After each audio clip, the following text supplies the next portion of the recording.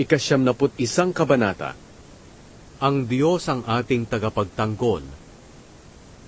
Ang sinumang nananahan sa piling ng kataas-taasang Diyos na makapangyarihan ay kakalingain niya.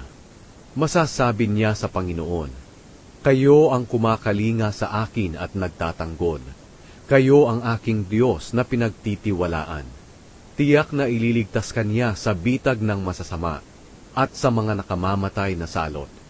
Iingatan kanya gaya ng isang ibong iniingatan ang kanyang mga inakay sa lilim ng kanyang pakpak.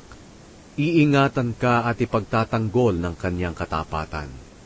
Hindi ka dapat matakot sa mga bagay na nakakatakot, o sa palaso ng mga kaaway, o sa sakit at mga salot na sumasapit sa gabi man o sa araw.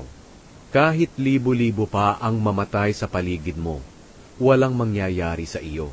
Makikita mo kung paano pinaparusahan ang mga taong masama. Dahil ginawa mong kanlungan ang Panginoon, ang kataas-taasang Diyos na aking tagapagtanggol. Walang kasamaan, kalamidad, o anumang salot ang darating sa iyo o sa iyong tahanan. Dahil uutusan ng Diyos ang kanyang mga anghel upang ingatan ka saan ka man magpunta.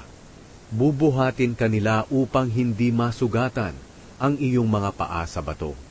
Tatapakan mo ang mga leyon at mga makamandag na ahas. Sinabi ng Diyos, "Ililigtas ko at iingatan ang umiibig at kumikilala sa akin. Kapag tumawag siya sa akin, sasagutin ko siya. Sa oras ng kaguluhan, sasamahan ko siya.